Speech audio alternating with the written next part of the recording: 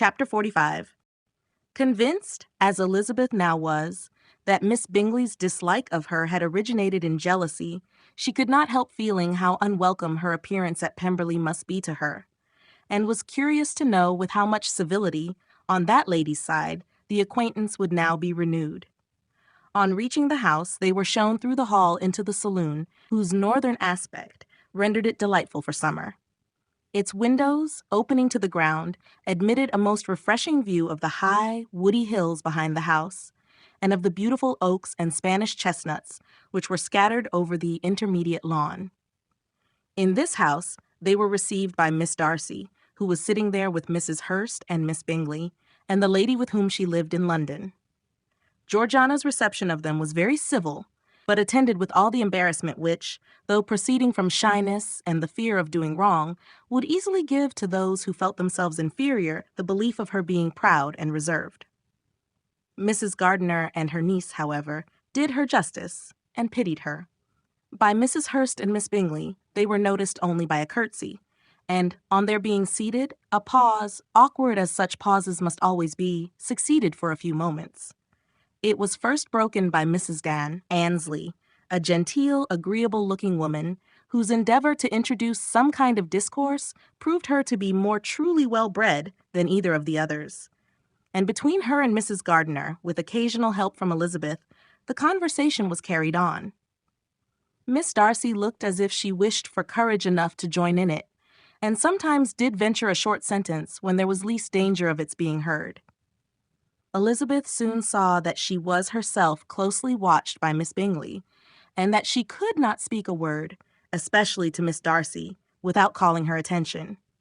This observation would not have prevented her from trying to talk to the latter, had they not been seated at an inconvenient distance, but she was not sorry to be spared the necessity of saying much. Her own thoughts were employing her. She expected every moment that some of the gentlemen would enter the room. She wished, she feared, that the master of the house might be amongst them, and whether she wished or feared it most, she could scarcely determine. After sitting in this manner a quarter of an hour without hearing Miss Bingley's voice, Elizabeth was roused by receiving from her a cold inquiry after the health of her family. She answered with equal indifference and brevity, and the others said no more. The next variation which their visit afforded was produced by the entrance of servants with cold meat, cake, and a variety of all the finest fruits in season. But this did not take place till after many a significant look and smile from Mrs. Annesley to Miss Darcy had been given, to remind her of her post. There was now employment for the whole party, for though they could not all talk, they could all eat, and the beautiful pyramids of grapes, nectarines, and peaches soon collected them round the table. While thus engaged, Elizabeth had a fair opportunity of deciding whether she most feared or wished for the appearance of Mr. Darcy, by the feelings which prevailed on his entering the room. And then, though but a moment before she had believed her wishes to predominate, she began to regret that he came. He had been some time with Mr. Gardiner, who, with 2 or 3 other gentlemen from the house, was engaged by the river, and had left him only on learning that the ladies of the family intended a visit to Georgiana that morning.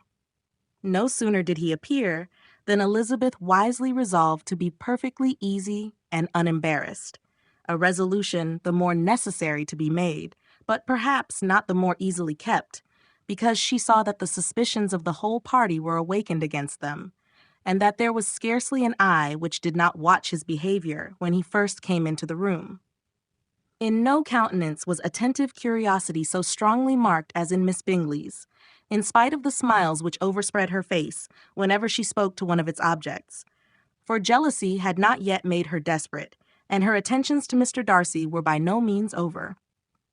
Miss Darcy, on her brother's entrance, exerted herself much more to talk, and Elizabeth saw that he was anxious for his sister and herself to get acquainted, and forwarded as much as possible every attempt at conversation on either side.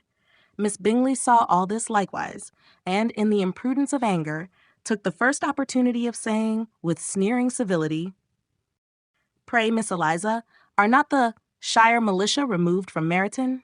They must be a great loss to your family." In Darcy's presence, she dared not mention Wickham's name, But Elizabeth instantly comprehended that he was uppermost in her thoughts, and the various recollections connected with him gave her a moment's distress. But, exerting herself vigorously to repel the ill-natured attack, she presently answered the question in a tolerably detached tone. While she spoke, an involuntary glance showed her Darcy, with a heightened complexion, earnestly looking at her, and his sister, overcome with confusion and unable to lift up her eyes. Had Miss Bingley known what pain she was then giving her beloved friend, she undoubtedly would have refrained from the hint. But she had merely intended to discompose Elizabeth by bringing forward the idea of a man to whom she believed her partial, to make her betray a sensibility which might injure her in Darcy's opinion, and perhaps to remind the latter of all the follies and absurdities by which some part of her family were connected with that corps. Not a syllable had ever reached her of Miss Darcy's meditated elopement. To no creature had it been revealed, where secrecy was possible except to Elizabeth. And from all Bingley's connections, her brother was particularly anxious to conceal it, from the very wish which Elizabeth had long ago attributed to him, of their becoming hereafter her own.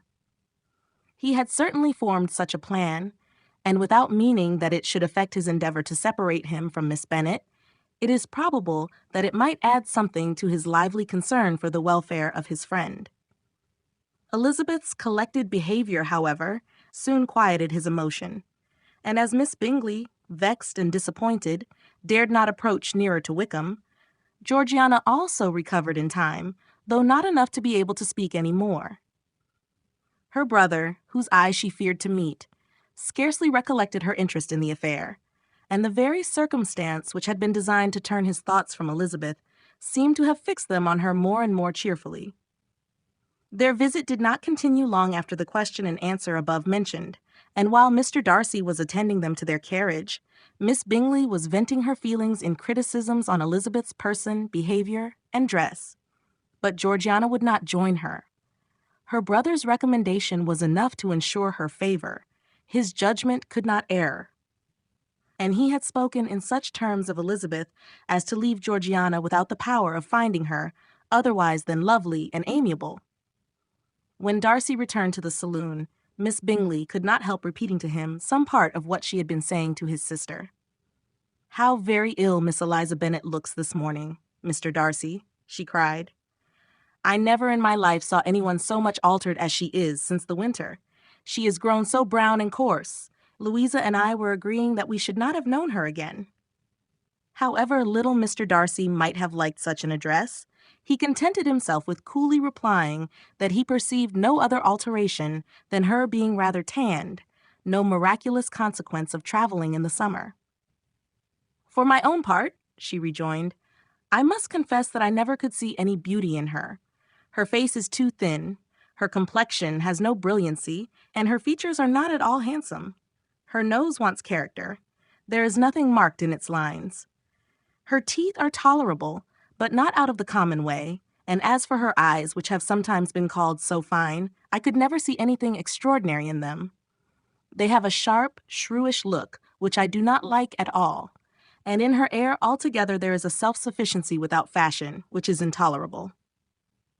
Persuaded as Miss Bingley was that Darcy admired Elizabeth, this was not the best method of recommending herself, but angry people are not always wise, and in seeing him at last look somewhat nettled, she had all the success she expected.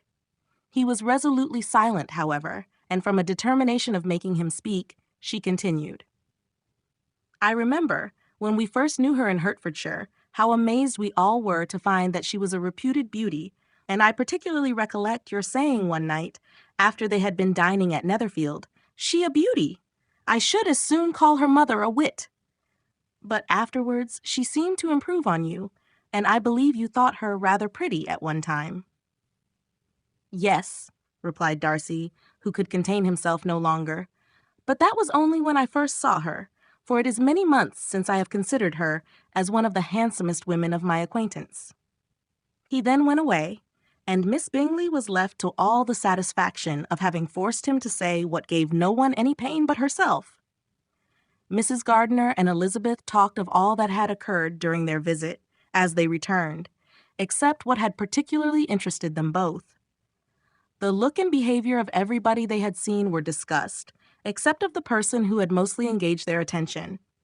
They talked of his sister, his friends, his house, his fruit, of everything but himself. Yet Elizabeth was longing to know what Mrs. Gardiner thought of him, and Mrs. Gardiner would have been highly gratified by her niece's beginning the subject.